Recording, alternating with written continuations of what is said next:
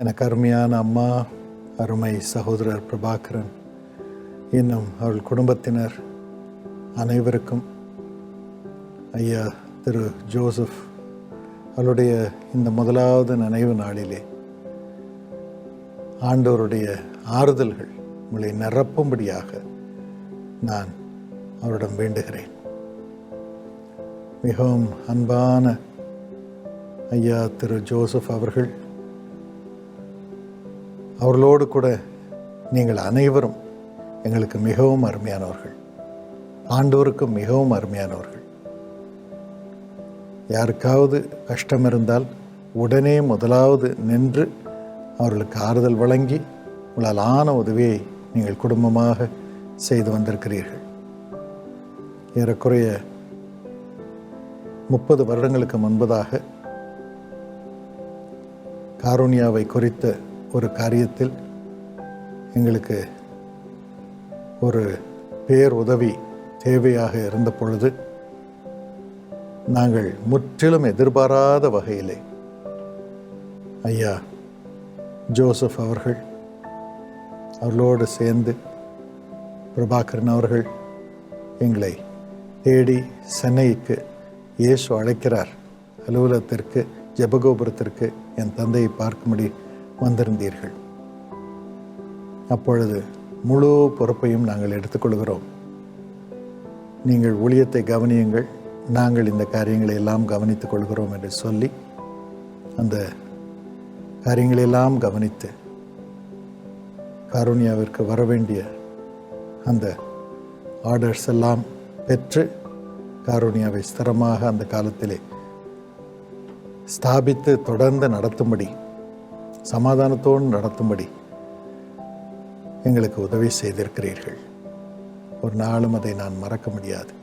அப்படிதான் எங்களுக்கு உங்களோடு உறவு வந்தது. இது கர்த்தரால் ஏற்படுத்தப்பட்ட ஒரு உறவு. ஆகவே இந்த நிலையிலே தகப்பனை இழந்து 1 வருடம் ஆன நிலையிலே நிச்சயமாகவே ஆண்டவரே உங்களுக்கு தகப்பனாக இருந்து உங்களை தொடர்ந்து வழிநடத்துவது உறுதி. அவர் சொல்லுகிறார், நான் உங்கள் பிதாவாக இருப்பேன். அதாவது I'll be a father to you. நான் உங்களுக்கு தகப்பனாக இருப்பேன். நீங்கள் என் குமாரராக இருப்பீர்கள், என் குமார்த்திகளாக இருப்பீர்கள். நான் உங்கள் மத்தியிலே உலாவுவேன், உங்கள் தேவனாக இருப்பேன். நீங்கள் என் ஜனங்களாக இருப்பீர்கள். என்னுடைய தந்தை சகோதரன் டிஜிஎஸ் தினகரன் ஆண்டவரிடம் போன பொழுது மிகப்பெரிய கவலை என்னுடைய உள்ளத்திலே வந்தது. அப்பா ஆண்டவரிடம் போய்விட்டார்கள், இந்த உலகத்தில் இருக்கும் பொழுது எவ்வளோ கஷ்டப்பட்டார்கள் என்று நான் ஆண்டவருடைய ஆறுதலினால் நிரம்பி இருந்த பொழுது எனக்கு இருந்த கவலை என்ன தெரியுமா? என் தந்தை லட்சக்கணக்கான ஜனங்களை, கோடிக்கணக்கான ஜனங்களை ஜெபத்தின் மூலம் ஒரு தகப்பனாக தாங்கி வந்திருக்கிறார்கள். யாருக்காவது கஷ்டம் என்றால் உடனே சகோதரன் தினகரனுக்கு தெரியப்படுத்துவோம். அவர் ஜெபம் பண்ணுவார், இயேசுவோடு பேசுவார். ஆண்டவர் வந்து நமக்கு அற்புதம் செய்வார், நம்மை வாழ வைப்பார் என்று ஒரு நம்பிக்கை ஜனங்களுக்கு இருந்தது.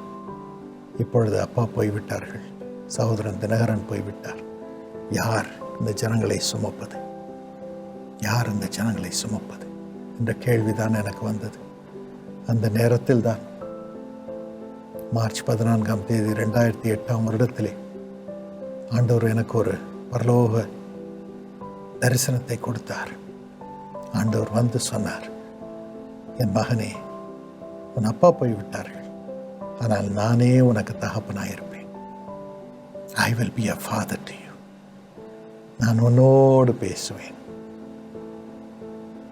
ஜனங்களை எப்படி சுமப்பது என்று உனக்கு சொல்லுவேன். நீ அதை செய். அதை நீ செய்தால் போதும். ஒவ்வொரு காரியத்தையும் சொல்லுவேன். காருண்யாவை குறித்து, இயேசு அழைக்கிறாரை குறித்து, சீஷாவை குறித்து நான் சொல்லுவேன். அதை நீ செய்தால் போதும். நானே ஜனங்களை சுமப்பேன். நானே ஜனங்களுடைய கண்ணீரை துடைப்பேன். நானே ஜனங்களுக்கு அற்புதங்களை செய்வேன். நானே ராஜாக்களுக்கு வழிநடத்துதலை கொடுப்பேன் என்றார். அப்படியே ஆண்டவர் இத்தனை வருடங்கள் செய்து வந்திருக்கிறார். கூடுதலாக இன்னும் கருணியாவிலே அதிக அளவிலே சீஷா மூலம் பல லட்சக்கணக்கான பிள்ளைகள், பெண்கள், விதவைகள், வீடு இல்லாதவர்கள், இன்னும் வயோதிபர்கள் பலன் பெறும்படி ஆண்டவர் அருள் புரிந்திருக்கிறார். இதற்கெல்லாம் காரணம் தகப்பனுடைய தியாகம், தகப்பன் நடந்து வந்த உத்தம வாழ்க்கை. அதெல்லாம் அஸ்திபாரமாக பிள்ளைகளுக்கு கொடுக்கப்படுகிறது. அதன் பலனை பிள்ளைகள் அதே சேவையில் ஈடுபட்டு சேவை செய்யும் பொழுது பல மடங்காக அவர்களுடைய சேவைக்கு பலனை பெறும்படி ஆண்டவர் கிருபை செய்கிறார். அதையே ஆண்டவர் உங்களுக்கும், டாக்டர் பிரபாகரன், உங்கள் மனைவி, உங்கள் சகோதரிகள், உங்களோடு இணைந்து செயல்படும் அத்தனை பேரும் அனுபவிக்கும்படி ஆண்டவன் அருள் புரிவார். உங்கள் தகப்பன் ஆண்டவரோடு இருக்கிறார்கள். ஆனால் ஆண்டவரே உங்களுக்கு தகப்பனாக தொடர்ந்து இருந்து உங்கள் மத்தியிலே உலாவி இப்பொழுது இருக்கிறதை பார்க்கிலும் 1000 மடங்கு நீங்கள் பெருகும்படியாக தகப்பன் போட்ட அஸ்திபாரத்தின் மேல் நீங்கள் கட்டுகிறபடியினால் பெருக்கத்தை நீங்கள் அனுபவிக்கும்படி ஆண்டவன் தொடர்ந்து அருள் புரிவார். அம்மா அதை கண்டு ஆனந்தமடையும் நாட்களை அவர்களுக்கு கொடுப்பார். சுகமாய் காப்பாற்றுவார். இந்த ஆண்டவருடைய ஆசீர்வாதங்கள் உங்கள் மீது நிலைத்திருப்பதாக உங்களை வழிநடத்தி ஆண்டவன் பராமரித்து காப்பாராக. You are a blessing. You will continue to enjoy His blessings. God bless you.